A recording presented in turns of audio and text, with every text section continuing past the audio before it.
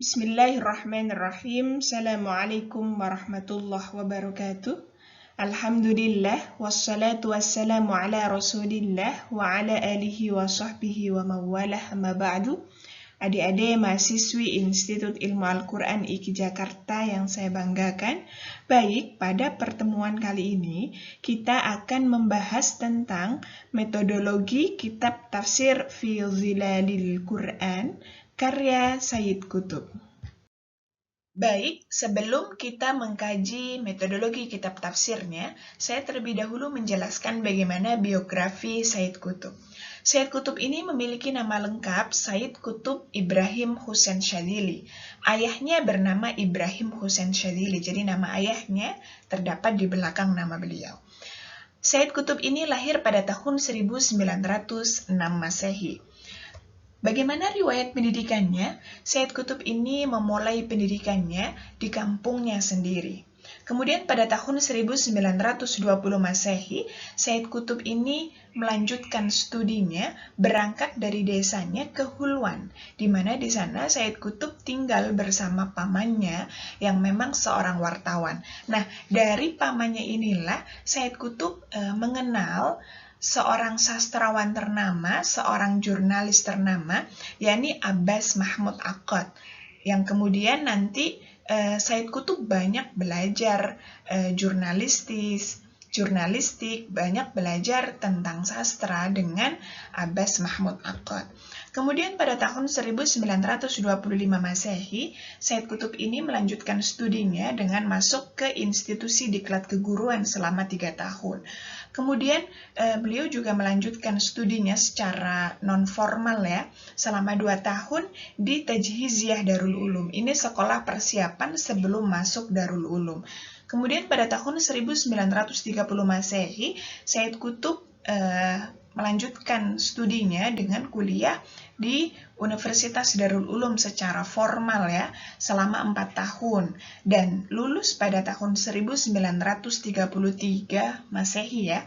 Dan pada tahun tersebut beliau mampu menyandang gelar sarjana di bidang sastra dan di bidang diploma di bidang pendidikan.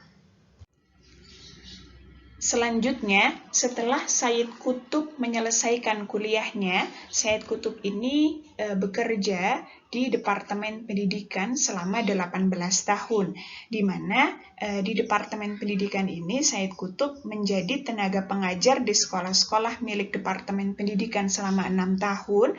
Kemudian juga beliau berpindah kerja sebagai pegawai kantor di Departemen Pendidikan selama 4 tahun.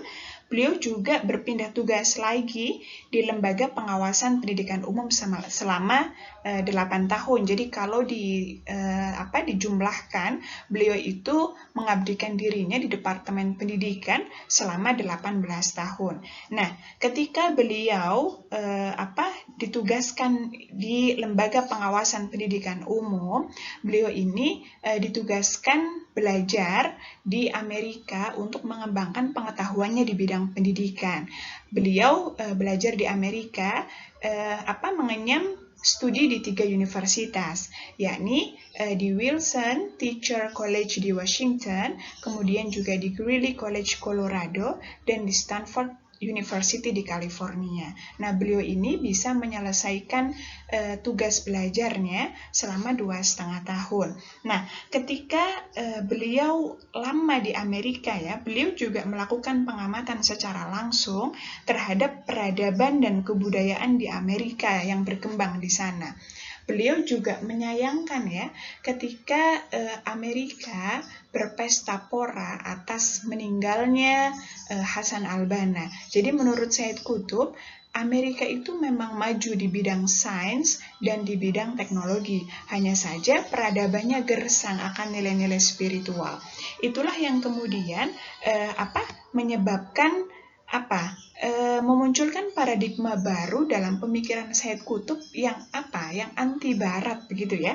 Nah, ketika beliau pulang dari Amerika ke Mesir, di mana di Mesir itu terjadi krisis politik yang menyebabkan kudeta militer. Di sisi lain juga Sayyid Qutb seringkali melakukan kritikan pedas terhadap sistem pendidikan di Mesir yang mengadopsi pendidikan Barat. Namun kritikannya ditolak keras ya. Itulah kenapa yang menyebabkan Sayyid Qutb melepaskan karirnya di Departemen Pendidikan. Kemudian pada tahun 1953 Masehi, Sayyid Qutb ini bergabung dengan Ikhwanul Muslimin, di mana Ikhwanul Muslimin itu dianggap sebagai organisasi yang bertujuan mewujudkan kembali syariat politik Islam. Nah, ketika beliau bergabung dengan Ikhwanul Muslimin, beliau ini melakukan berbagai gerakan-gerakan ya, sehingga menyebabkan beliau keluar masuk penjara. Dan yang terakhir, beliau ini divonis hukuman mati ya atas tuduhan perencanaan penggulingan pemerintah Gamal Abdul Nasir, dan pada tahun 1966 Masehi beliau menemui wafatnya di tiang gantung oleh mahkamah militer. Adapun untuk identifikasi fisiologis kitab tafsir Fi Zilalil Quran karya Sayyid Qutb ini, kitab tafsir Fi Zilalil Quran ini ditulis mulai tahun 1952 Masehi, di mana pada mulanya itu dalam bentuk majalah ya, diterbitkan mulai dari surah Al-Fatihah sampai surah Al-Baqarah ayat 103. Namun setelah itu beliau mengumumkan untuk memberhentikan episode tulisannya dalam majalah itu karena beliau ini ingin menafsirkan Al-Quran secara utuh dalam kitab tersendiri begitu ya. Dan beliau juga melakukan kontrak terhadap salah satu percetakan dan beliau berhasil menerbitkan juz 1 pada bulan Oktober tahun 1952.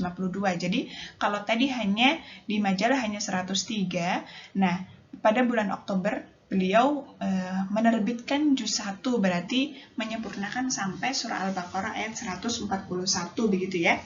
Kemudian dari Oktober 1952 Masehi sampai Januari 1954 beliau berhasil menulis sebanyak 16 juz begitu ya. Setelah beliau menyelesaikan di bulan Januari juz 16, beliau tidak lama kemudian beliau itu dimasukkan ke dalam penjara. Namun hanya 3 bulan ya, dari bulan Januari hingga bulan Maret 1954 Masehi.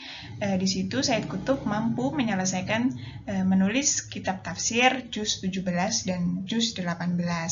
Kemudian setelah 3 bulan beliau di penjara, beliau dibebaskan dari penjara. Namun beliau karena adanya kesibukan beliau ya dengan berbagai urusan organisasi, sehingga beliau tidak sempat melanjutkan penulisannya sampai beliau dijebloskan kembali pada bulan November 1954 Masehi bersama puluhan ribu jamaah Ikhwanul Muslimin. Kenapa beliau dimasukkan ke penjara, dijebloskan ke penjara? Karena memang beliau dengan puluhan ribu jamaah Ikhwanul Muslimin dituduh melakukan percobaan perencanaan penggulingan dan pembunuhan Presiden Mesir Jamaluddin Nasser. Nah, di periode yang kedua ini, alhamdulillah Sayyid Qutb mampu menyelesaikan, di periode kedua penjara ini ya, Sayyid Qutb mampu menyelesaikan kitab tafsirnya. Nah, memang namun dengan berbagai rintangan ya, karena memang di awal-awal beliau di penjara ini, beliau menerima banyak siksaan yang kemudian menghalangi beliau untuk menulis kitab tafsir. Di sisi lain juga memang dalam aturan penjara itu tidak boleh menulis begitu ya. Tetapi karena memang Sayyid Qutb ini sudah melakukan kontrak terhadap dengan salah satu percetakan, di mana salah satu percetakan tersebut meminta ganti rugi kepada pemerintah ketika Sayyid Qutb tidak mampu menyelesaikannya, yang kemudian Sayyid Qutb itu diberi izin untuk melanjutkan penulisannya sampai selesai. Selanjutnya, apa yang melatar belakangi penulisan kitab tafsir Fi Zilalil Quran? Kalau di dalam muqaddimahnya beliau jelaskan Al-hayah fi zilalil Qur'an ni'matun la ya'rifuha illa man dzaqaha, ni'matun tarfa'ul umur wa tubarikuhu wa tuzakkihi. Kehidupan di bawah naungan Al-Quran yang merupakan sebuah kenikmatan yang tidak diketahui kecuali orang yang merasakannya, kenikmatan yang dapat mengangkat harkat usia manusia dan keberkahannya serta mensucikannya, begitu ya. Kemudian kata beliau, walhamdulillah laqad manna alayya bil hayah fi zilalil Qur'an fitrah minaz zaman. Segala puji bagi Allah yang telah memberikan anugerah kepada saya hidup di bawah naungan Al-Quran dalam rentang waktu. Kata beliau, saya merasakan kenikmatan yang belum pernah saya rasakan sebelumnya dalam hidupku, yakni kenikmatan kenikmatan usianya yang berkah gitu ya, usianya yang bermakna, keberkahan, diberkahi dan juga mensucikannya begitu. Oke, saya loncat ya untuk mempersingkat waktu. Wa'ishtu fi zilalil Qur'an, kata beliau ya. Anzuru min uluwi ilal jahiliyah allati tamuju fil ardi. Kata beliau, saya hidup di bawah naungan Al-Quran. Saya melihat dari ketinggian kejahiliahan yang bergelombang di bumi. Ini karena beliau seorang sastra ya, jadi bahasanya tinggi begitu ya. Artinya beliau melihat bagaimana manusia bersikap seperti orang-orang jahiliyah begitu ya. Jadi saya melihat dari ketinggian kejahiliahan yang bergelombang di bumi. Wa ila ihtimamati ahliya as-saghira al-hazila, dan kepentingan-kepentingan penduduknya, yakni penduduk bumi yang kecil lagi hina. Anzuru ila ta'ajubi ahli hadhil jahiliyah bima ladaihim min ma'rifatil atfal wa tasawwuratil atfal wa ihtimamatil atfal. Kata beliau, saya melihat kekaguman orang-orang jahiliyah, orang-orang jahiliyah terhadap apa yang mereka miliki itu seperti anak-anak, baik itu pikirannya, kepentingannya maupun perhatiannya begitu ya. Kama yanzurul kabir ila abathil atfal wa muhawalatil atfal wa lidghatil atfal. Kata beliau, seperti orang dewasa yang melihat bagaimana permainan anak kecil, pekerjaan anak kecil dan tutur katanya yang pelak begitu ya, kalau anak kecil kan seperti itu. Nah, kata beliau, saya heran apa sebetulnya yang terjadi dalam diri manusia. Mengapa mereka yartakisuna? Kenapa mereka tenggelam dalam lumpur kehidupan, dalam lumpur lingkungan begitu. Wala yasma'un nida al-'ulwi al-jalil an-nida alladhi yarfa'ul umur wa yubarikuhu wa yuzakkihi. Mereka tidak mau mendengarkan seruan yang agung dan di mana seruan itu dapat mengangkat harkat usianya, mengangkat harkat usia mereka dan juga memberikan keberkahan serta mensucikannya begitu ya. Jadi beliau itu merasa heran kenapa manusia bersikap sebagaimana sikapnya orang-orang jahiliyah, di mana mereka sudah terlalu jauh dari ajaran Al-Quran, tidak mendengarkan seruan-seruan Al-Quran, seruan-seruan Allah yang memang memberikan kemanfaatan untuk mereka, harusnya begitu ya. Nah, kata beliau, innahu la salaha li hadhihi al-ardi wa la rahata li hadhihi al-bashariyah wa la tuma'ninata li hadzal insan wa la raf'ata wa la barakata wa la taharata wa la tanasuqa ma'a sunanil kaun wa fitratil hayah illa birruju' ila Allah. Kata beliau, tidak ada kebahagiaan, tidak ada kedamaian di bumi ini, tidak ada kebahagiaan bagi manusia dan juga tidak ada ketenangan untuk manusia, tidak ada ketinggian, keberkatan, kesucian dan juga tidak ada keharmonisan antara undang-undang dan fitrah kehidupan kecuali kembali kepada Allah. Begitu ya, karena beliau melihat manusia pada umumnya itu sudah menjauh dari ajaran-ajaran Allah. Kata beliau, kalau mereka tidak kembali kepada Allah, kembali kepada ajaran Allah, yang terjadi apa? Wa illa fahuwal fasad fil ardi, maka yang terjadi adalah kerusakan di bumi, wasyaqawah linnas, dan juga kesengsaraan bagi manusia, wal irtikas fil himaah, dan mereka tenggelam dalam lumpur, wal jahiliyah, dan kejahiliahan yang menyembah hawa nafsu selain Allah. Artinya di sini beliau mengajak manusia secara umum untuk kembali kepada Allah.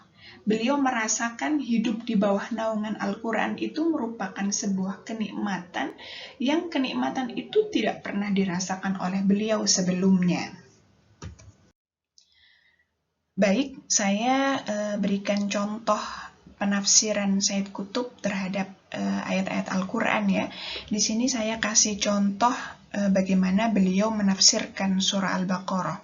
Nah, sebelum beliau menjelaskan penafsiran ayat-ayat di dalam surah Al-Baqarah, itu biasanya beliau memberikan penjelasan terlebih dahulu sebagai pengantar sebelum masuk penafsiran surah Al-Baqarah ya, ataupun surah-surah yang lain. Di sini beliau jelaskan at-ta'rif bi suratil Baqarah, yakni pendahuluan ya, pendahuluan surah Al-Baqarah sebelum beliau menafsirkan ayat per ayat di dalam surah Al-Baqarah. Beliau jelaskan hadhihi surah min awaili ma nazala minas suwar ba'dal hijrah. Kata beliau bahwa surah Al-Baqarah, surah ini yakni surah Al-Baqarah, termasuk kelompok surat-surat pertama yang turun sesudah hijrah ya. Jadi surah Al-Baqarah ini turun sesudah hijrah. Kemudian beliau jelaskan bahwa surah Al-Baqarah ini surat yang terpanjang ya, dan beliau juga menjelaskan bahwa menurut pendapat yang kuat, menurut pendapat yang diunggulkan, bahwa ayat-ayat di dalam surah Al-Baqarah itu tidak diturunkan secara berurutan sampai sempurna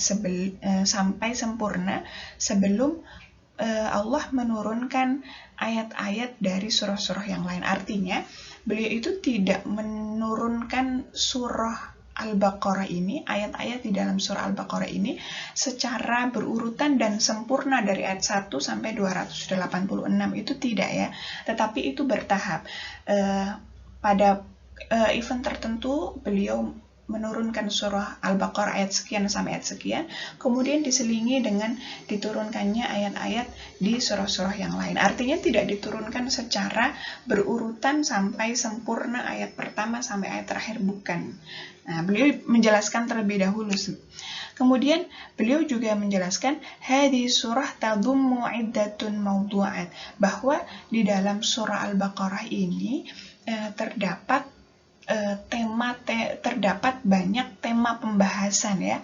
Di antaranya adalah bagaimana sikap Bani Israel terhadap dakwah Islam di Madinah, dan juga bagaimana tanggapan mereka terhadap dakwah Islam tersebut, wa muwajihatihim li rasulihah, dan bagaimana sikap mereka terhadap Nabi Muhammad, walil jamaah, dan bagaimana sikap mereka terhadap kelompok muslim secara keseluruhan, kemudian bagaimana sikap mereka antara kaum Yahudi dan kaum orang-orang munafik, kemudian juga bagaimana sikap antara orang-orang Yahudi dengan orang-orang musyrik dan sebagainya ya. Jadi beliau menjelaskan bahwa dalam surah Al-Baqarah ini banyak tema pembahasan begitu. Kemudian beliau juga menjelaskan di awal pembahasan surah Al-Baqarah ini itu diawali dengan wahuna najidu as-surah. Di dalam surah ini kita dapati penggambaran awal bagaimana sifat orang-orang mukmin, dan itu didapati dalam ayat pertama sampai ayat kelima. Alif lam mim dzalikal kitabu la raiba fihi hudal lil muttaqin alladzina yu'minuna bil ghaibi wa yuqimunas shalah, dan seterusnya ya, sampai wa ulaika humul muflihun. Thumma najidu ba'daha mubasyarah fil siyaq wasfan lil kuffar. Kemudian kita juga mendapati setelah Allah menggambarkan sifat orang-orang mukmin, kita mendapati di ayat setelahnya, yakni ayat ke-6 dan ayat ke-7, itu bagaimana sikap orang-orang kufar ya, bagaimana sikap orang-orang kufar baik di Mekah maupun sikap orang-orang kafir di Madinah. Innal ladzina kafaru sawa'un 'alaihim a'anzartahum am lam tunzirhum la yu'minun. Khatamallahu 'ala qulubihim wa 'ala sam'ihim, dan seterusnya. Kemudian kadzalika kanat hunaka ta'ifah al-munafiqin. Kemudian setelah itu Al-Qur'an, yakni dalam surah Al-Baqarah, Allah menggambarkan bagaimana sifat orang-orang munafik begitu ya. Kemudian beliau juga menjelaskan bahwa keberadaan kelompok orang-orang munafik itu ada setelah Nabi Muhammad hijrah ke Madinah. Walam yakul laha wujud di Makkah, sementara keberadaan kelompok orang-orang munafik itu belum didapati di Mekkah. Fal Islam fi Makkah lam takul lahu daulah walam takul lahu quwwah. Karena apa? Karena Islam di Mekkah itu belum memiliki kekuasaan, belum memiliki kekuatan. Sementara Islam di Madinah itu sudah memiliki kekuatan, sudah memiliki kekuasaan yang kemudian didapati kelompok-kelompok munafik begitu. Jadi artinya beliau itu memberikan pengantar terlebih dahulu sebelum beliau menjelaskan, sebelum beliau menafsirkan ayat-ayat dalam surah Al-Baqarah. Begitu juga ketika beliau menafsirkan di surah-surah yang lain ya. Dan itu beliau banyak sekali memberikan gambaran bagaimana gambaran secara umum surah Al-Baqarah ini ya, yang beliau katakan sebagai pendahuluan. Jadi sebelum menafsirkan ayat-ayat dalam surah Al-Baqarah ataupun ayat-ayat dalam surah lain, beliau memberikan pengantar terlebih dahulu sebelum masuk penafsiran, begitu. Baik, di sini saya berikan contoh bagaimana Sayyid Qutb menafsirkan ayat di dalam surah Al-Baqarah. Di sini saya ambil ayat ke-8 sampai 16. Ad-Darsu Tsalits 8-16 itu beliau kasih judul Sifatul Munafiqin. Jadi memang beliau itu memberikan tema-tema gitu ya, pengelompokan ayat-ayat tertentu. Nah, di situ beliau kasih tema. Ayat 8-16 itu beliau kasih tema Sifatul Munafiqin. Ini bagaimana sifatnya orang-orang munafik. Tsumma nantaqilu ma'a siyaq ila surah ats-tsalitsah. Kemudian kita beralih kepada gambaran ketiga atau contoh ketiga ya. Innaha laysat fi syafafiyah as-surah al-ula wa samahatiha. Bahwa golongan ini, yakni golongan yang ketiga ini, yakni orang-orang munafik, itu memiliki sifat dan tanda-tanda yang tidak sejernih kelompok pertama. Kelompok pertama itu kan alladzina yu'minuna bil ghaibi, orang-orang yang beriman ya. Kemudian orang-orang munafik ini juga memiliki sifat atau memiliki tanda-tanda yang tidak segelap seperti kelompok kedua. Kalau kelompok yang kedua kan orang-orang kafir ya, innal ladzina kafaru sawa'un 'alaihim. Nah, kelompok ini yang ketiga ini, golongan yang ketiga orang-orang munafik, kata beliau, mereka ini akan tetapi mereka ini mengacaukan perasaan, kemudian mengaburkan pandangan, kadang mereka samar, kadang mereka sembunyi, dan juga terkadang mereka jelas begitu ya. Itulah gambaran orang-orang munafik. Innaha suratul munafiqin. Kemudian beliau menyebutkan ayatnya. Wa minan nasi may yaqulu amanna billahi wa bil yaumil akhir wa ma hum bimu'minin, sampai ulaika alladziina ishtaraw ad-dhalalata bil huda fama rabihat tijaratuhum wa ma kanu muhtadin. Ayat 8 sampai ayat 16. Kemudian beliau menjelaskan, laqad kanat hadhihi surah waqi'ah fil Madinah, bahwa gambaran orang-orang munafik ini memang betul-betul terjadi di Madinah, begitu ya. Walakinnana, akan tetapi gambaran orang-orang munafik yang ada di Madinah itu juga bisa didapati di semua generasi manusia ya, baik waktu maupun tempat. Bisa didapati orang-orang yang memiliki sifat munafik seperti yang terjadi di Madinah. Mereka itu najidu hadan nau' minal munafiqin. Mereka ini seringkalinya ya didapati merasa tinggi begitu. Merasa tinggi. La yajiduna fi anfusihim asyaja'ah liwajihul haqqa bil iman as-sharih. Mereka merasa tinggi tetapi tidak memiliki asyaja'ah, tidak memiliki keberanian untuk menghadapi sebuah kebenaran, yakni keimanan yang jelas. Tetapi di sisi lain juga mereka tidak berani mengemukakan pengingkaran secara transparan ya. Jadi mengungkapkan kebenaran secara jelas juga tidak. Mereka juga tidak berani mengemukakan pengingkarannya secara transparan. Itulah orang-orang munafik begitu ya. Nah, kemudian kata beliau, innahum yad'unal iman billah wal yawmil akhir. Mereka ini terlihatnya ya itu beriman kepada Allah dan hari akhir. Wahum fil haqiqah laisu bimu'minin, akan tetapi pada hakikatnya mereka itu tidak beriman begitu ya. Innamahum munafiqun la yajra'una 'alal inkar wa tasrih bihaqiqati syu'urihim fi muwajihatil mu'minin.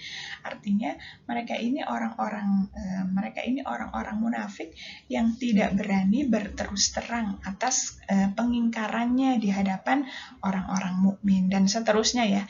Ini cuplikan contoh penafsiran Sayyid Qutb terhadap surah Al-Baqarah ayat 8-16.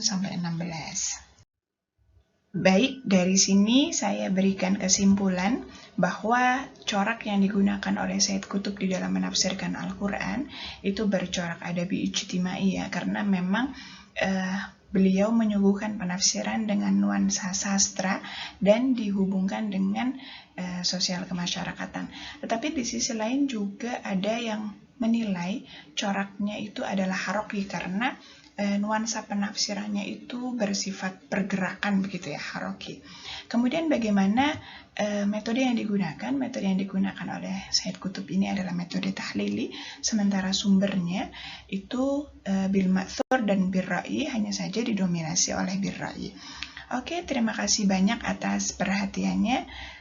Kurang lebihnya saya mohon maaf yang sebesar-besarnya. Wassalamualaikum warahmatullahi wabarakatuh.